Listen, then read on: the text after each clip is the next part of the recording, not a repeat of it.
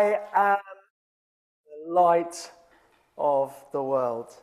And so if you turn to John's Gospel, chapter 8, verse 12 to 20, it's entitled, Dispute Over Jesus' Testimony. Not everybody liked what Jesus said. And that's true today as much as it was back then. But there's a bit of pushback from the teachers of the law and the Pharisees. So let's get to verse 12. I'm going to read from verse 12 to verse 20. When Jesus spoke again to the people, just to say, he's in the temple courts. It's the Feast of Tabernacles. There's a lot of people in the courts of the temple, and there's a lot of people listening in to the conversation that's been going on quite a while from John, the beginning of John chapter 7, right through now. It's like Jesus is facing an inquisition on a whole range of things. So this is an ongoing discussion, so to speak, and we're dropping in on that discussion as we come to this chapter and this verse. When Jesus spoke again to the people, he said, I am the light of the world. Whoever follows me will never walk in darkness, but will have the light of life. The Pharisees challenged him. Here you are, appearing as your own witness. Your testimony is not valid. Jesus, imagine you being a witness in a court of law and you just share your testimony, and the barrister for the defense or the opposition says your testimony is not valid. That's quite an accusation. Jesus answered, even if I testify on my own behalf, my testimony is valid.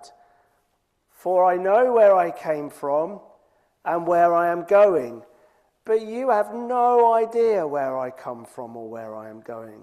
You judge by human standards. I pass judgment on no one. But if I do judge, my decisions are true because I am not alone. I stand with the Father who sent me. In your own law it is written that the testimony of two witnesses is true. I am the one who testifies for myself. My other witness is the Father who sent me. Then they asked him, where is your Father? You do not know me or my Father, Jesus replied. If you knew me, you would know my Father also. He spoke these words whilst teaching in the temple courts near the place where the offerings were put. Yet no one seized him because his hour had not yet come. This is dramatic. This is confrontation. This is getting to the business end of where things are at. There's a dynamic here. And in the midst of it, Jesus says, I am the light of the world. As I was preparing today, I read of a lighthouse. I love a lighthouse. In Norfolk, there's a lighthouse in a place called Haysborough. But if you look at how Haysborough is spelt, you wouldn't call it Haysborough. It's a bit like Trosley. It's called you might read it as Happysburg, but it is actually Haysborough. But I love a lighthouse. Amanda and I met and started dating or courting in Southwold, and there's a beautiful lighthouse in Southwold. I love a lighthouse. I love a lighthouse. This lighthouse is on an island called Castle Island. Does anyone know where Castle Island is? I wouldn't have known until I read this story. Castle Island is at the eastern end of the Bahamas archipelago. If anybody wants to help fund me to go and visit this lighthouse to the Bahamas, or if the Lord wants to call me to the Bahamas, I'll be very happy. Few people are aware of it. And as tiny and isolated as it is, Castle Island is important because it houses a lighthouse that is its sole source of humanity. The only person who lives on Castle Island is the lighthouse keeper. One day, a young man was sailing in the area. He anchored his sailboat off the lighthouse, off the shore, and swam to shore to exercise his legs on the beach. The lighthouse keeper, a guy called Cedric Hanna, was surprised and delighted to have company. He was about to tuck into some lobster. And so he invited the young man to join him. I'd be a bit miffed. I'd be like thinking, I've got all this lobster for myself. Now I've got to give half of it away. But he offered him the lobster and a tour of the lighthouse. The young man climbed the winding staircase to the lantern room at the top of the stairs. And he was astonished that the size of the light that signaled safe passage through the maze of shoals and reefs. He thought it was going to be a massive light, but actually it was a tiny kerosene flame. The size of the flame was barely bright enough to read by, and yet with the aid of mirrors and reflection, that light was visible something like 25 miles out to sea. It doesn't take much of a light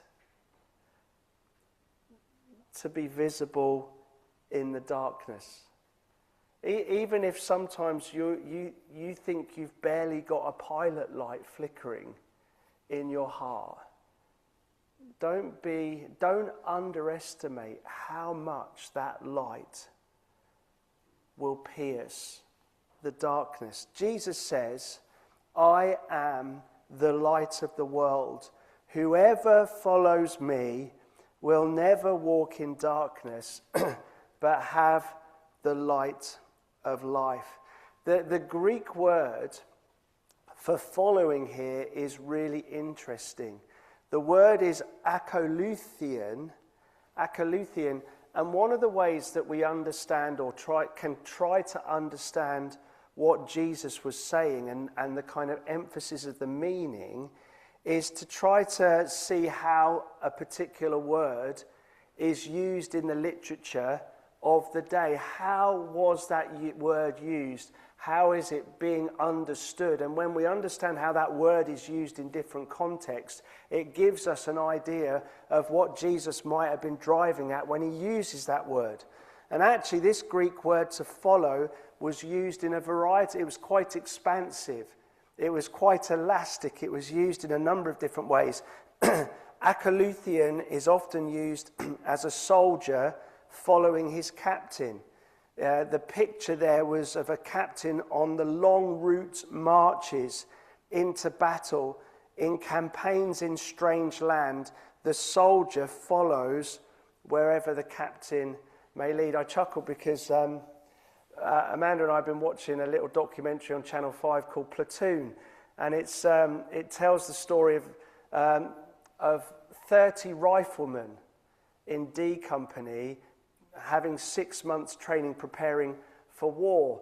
And at one point they were on a sort of exercise in darkness at night, and the enemy had put all these like little tripwires.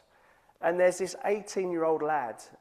This is I hadn't thought about telling you this today, but just as an example about following the captain, they'd put all these tripwires, and apparently when you trip on a tripwire, the enemy puts it there because flares go up, and then the enemy can see where you are and then shoot you. So this little lad Morris, he's very inexperienced. He was very good actually, but he was inexperienced. And in the darkness, this is the first time he'd been in this situation. His thought was to follow his kind of captain as closely as he could. But the lad followed him so closely, he forgot that he should have been looking at these wires rather than looking at the person in front of him. And he knocked off one, and then he panicked and he ran off, and he knocked about 4 of them off, and he was brown bread.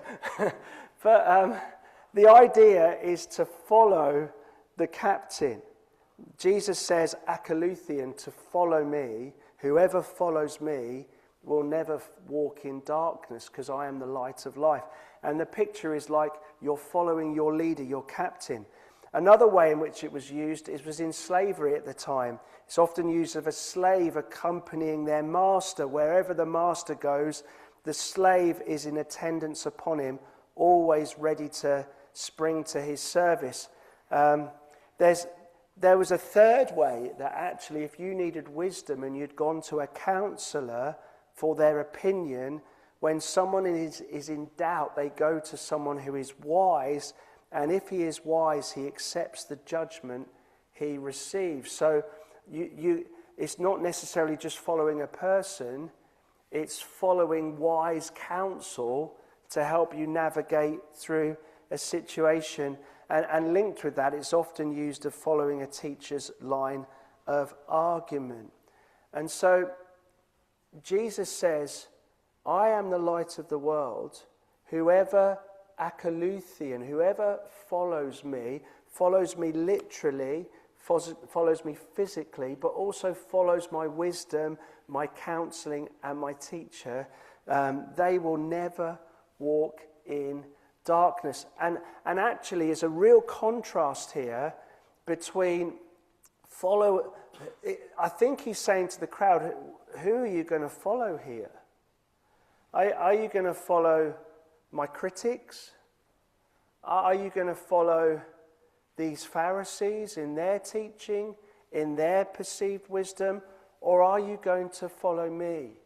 These guys don't know where I've come from or where I'm going. Whereas I've come from my Father and I'm headed back there. Who are you going to follow? Who are you going to follow? I am the light of the world. It is just worth noting the feast at which Jesus was speaking at. It's the Feast of Tabernacles. Now, the Feast of Tabernacles was, if ever there was a Bible that says you should go camping, it's this Feast of Tabernacles, because it was a festival for 7 days in Jerusalem. But rather than staying in a relative's house or a hotel, normally you'd find a house to stay in. But on this occasion, the Feast of Tabernacles was a fantastic camping trip. You actually had to set up a tabernacle of it was booths. They stayed in booths. Basically, you got a whole load of leaves, stitched them together, and you made a little tent of booths. It would be the most... Do you like camping? It's a bit of a sort of... for those watching on Zoom, there's a mixed reaction. but you might find it a little bit easier if you knew you were going to be camping in Jerusalem rather than Bognor, say. I've got nothing wrong with Bognor, but the climate might be a little warmer in Jerusalem. But the whole purpose was a physical enactment for the people to give thanks, really, for the way that the Lord had led their forefathers, led the children of Israel through the desert. And actually it was a time of the year where the sun shone brightly, so that the sun would shine through the leaves of your tent. But also, apparently, it was a time when the moon was quite high and prominent. So in the night time, there was quite a big shine of the moon as well as the sun. It was positioned at a time of lightness. It would be in our summer rather than our winter. Now, the festival the reason they did it in the light was because they wanted to remember and be reminded of how God had guided them.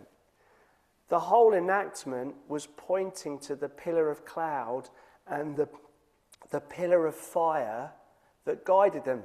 And one of the ways they remembered the pillar of fire was that they had this incredible last night celebration. In the court of the women, you've got the court of the Gentiles, you've got the Holy of Holies, you've got the court of the women.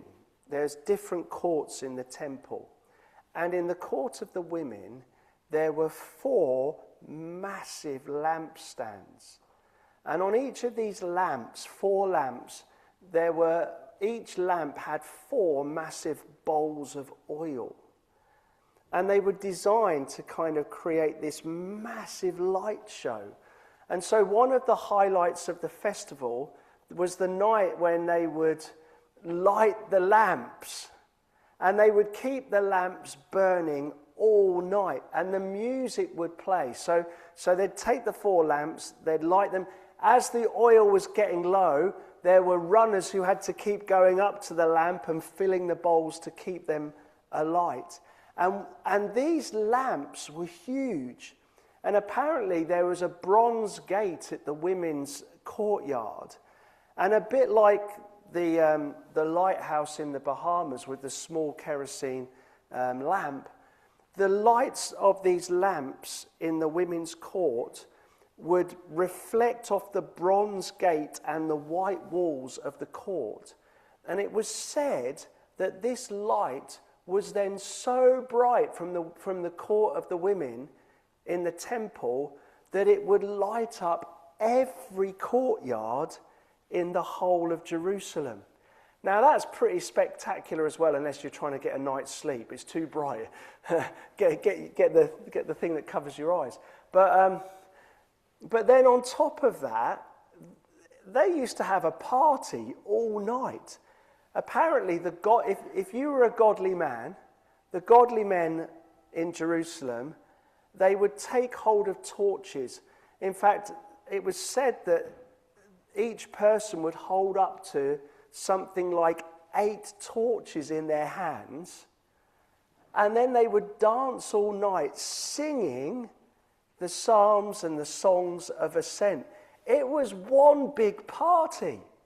So not only do you go camping, you get to do an all-nighter. It's just like amazing.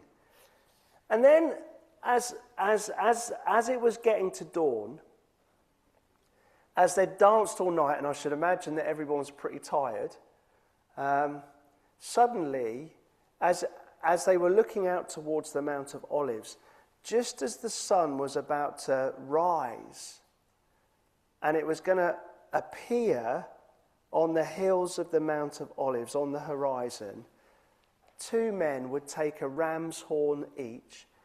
Sheila, you'd have probably got involved in this.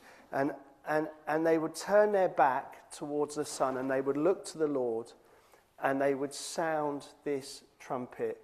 And as they sounded the ram's horn, that was the end of the festival. It was dramatic. It was incredible. Now, if that's the backdrop, the all-nighter, the night of lights, the celebration of the pillar of fire, it is in that very context, the next morning, probably only a couple of hours after the ram's horns had been sounded, it's in that context that Jesus says, I am the light of the world. And I think when you understand that context, you see something of the dimension of what Jesus is saying here. Because what he's saying is, you know, the pillar of fire that led you through the darkness in the wilderness was incredible. It meant that you could travel in the coolness of the night rather than the heat of the day.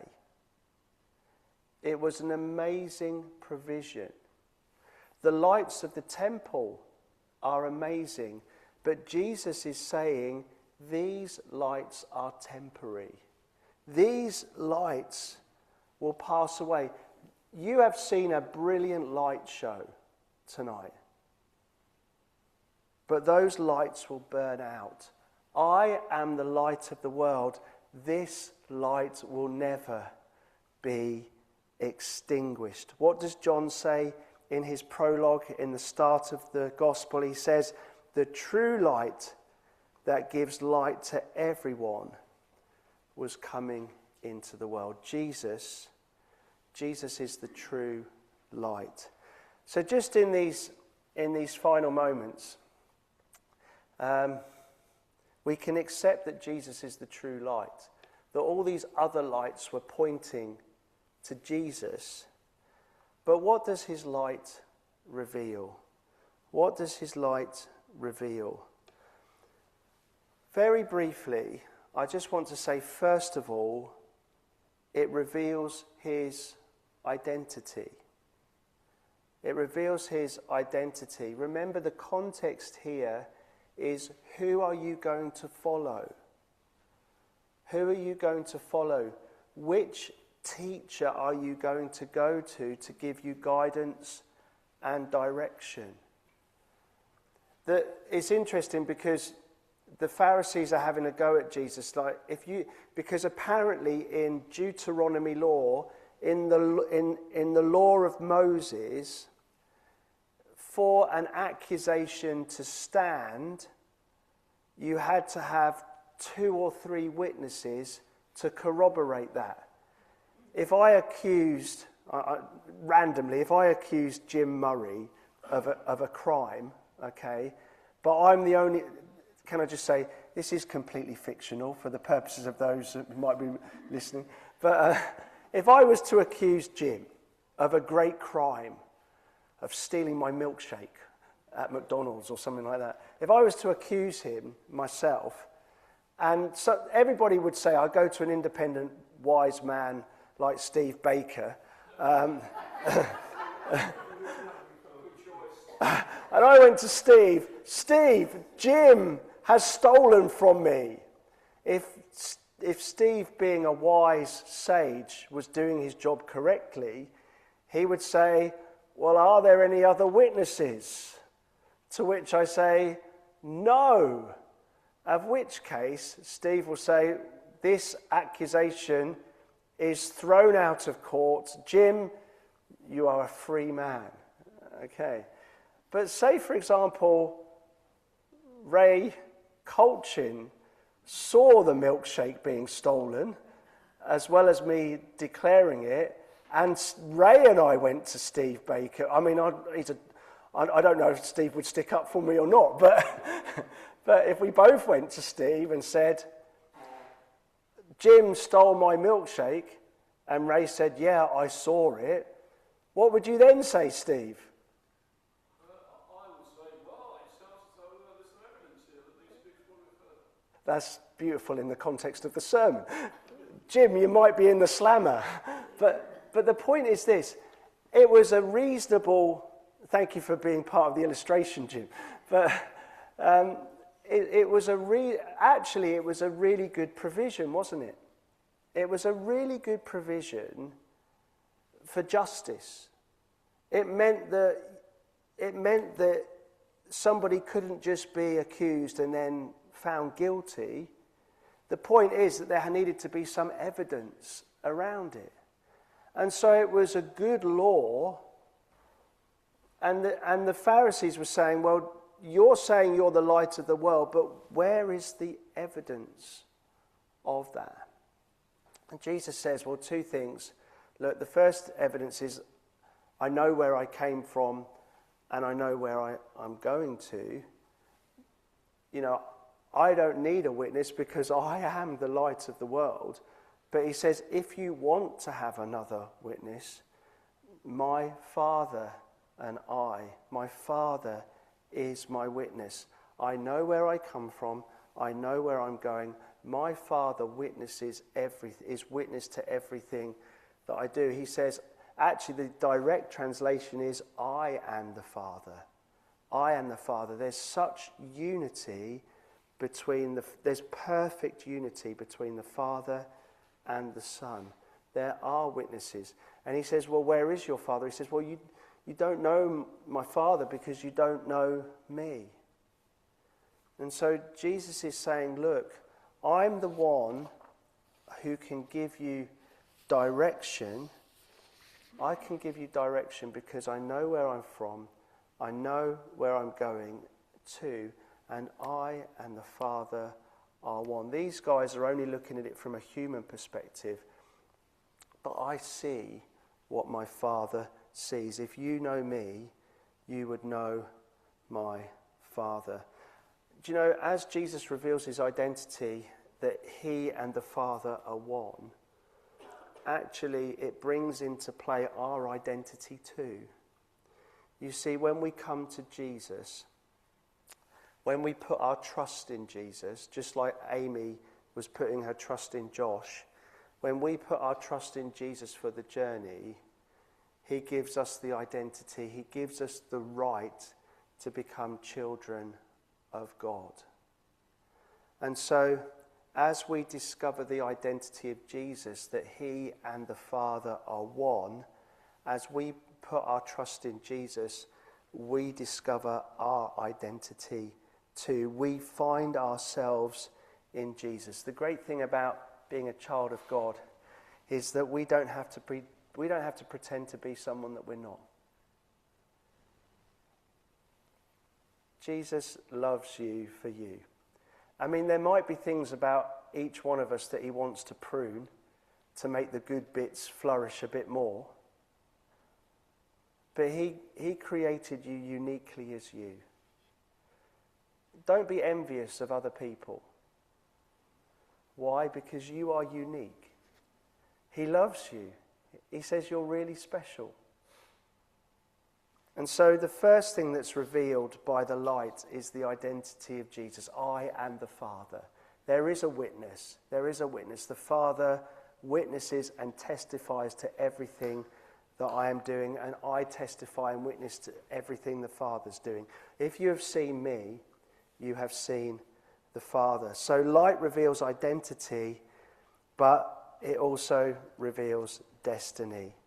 Jesus basically says, I know where I am going. I know where I am going. And if you go with Jesus, you go where he goes. I sometimes think it's hard, don't you, to find direction or to find wisdom. It's not always easy to find direction and purpose, is it? Sometimes all of us at times can feel that we might have lost a bit of direction, or I guess sometimes we feel we're on a hamster's wheel, or we don't quite know where we're headed. But Jesus says, whoever follows me will never walk in darkness. The promise of Jesus is that he will lead us, and he knows where he is going, and he will lead us to a good place. It's really interesting, actually, isn't it? We don't know the details of the journey with Jesus, do we? Like, do you know where you'll be in 5 years? Do you know where you'll be in 10 years? And sometimes I kind of think, I literally was thinking about this yesterday. I was like thinking, if Jesus popped up today and said, I want to show you the map, I want to show you the plan, would you like to know the plan? What would your response be? Would you like to know everything that's going to happen to you in the next 10 years? Or would you like not to know? I'd like to know the good parts, Lord, but if you could just keep the bad parts away from me, that might be quite good. Do you know, I don't know if you'd want to know, would you?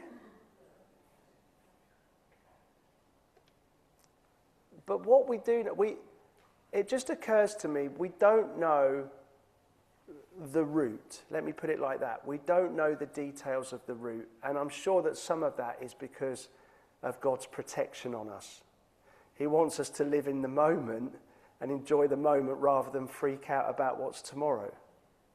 So he doesn't show us the route, but he does show us the destination. I will lead you to my Father's house.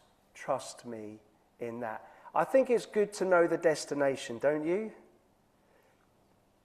But he reserves the right to keep the route a little bit hidden, which I think might be an act of his grace. So I want to draw it to an end today. Jesus says, if we go to the final slide, Ali, I've been a bit... I went on a different route map, Ali, in this sermon. Jesus is the light of the world. Whoever follows me will never walk in darkness. And I've asked the simple question today, what does the light reveal? The light reveals something of the identity of Jesus, and actually it reflects onto us something of our identity as well. We are children of God. I and the Father are one. It reveals identity. I know where I've come from, Jesus says. I know where I'm going. But also it reveals something of our destiny. Jesus says, look, if you follow this lot over here, you're in trouble because they're only looking at things from a human perspective. But he says, if you follow me, I will lead you all the way home. And I just came at the end of this study and at the end of my preparation, I thought, how can I encourage the people of West Malling today? And I said this, you can really trust Jesus for the journey. Let's pray together. Let's pray. And can I just say, Jim, you're the least likely person to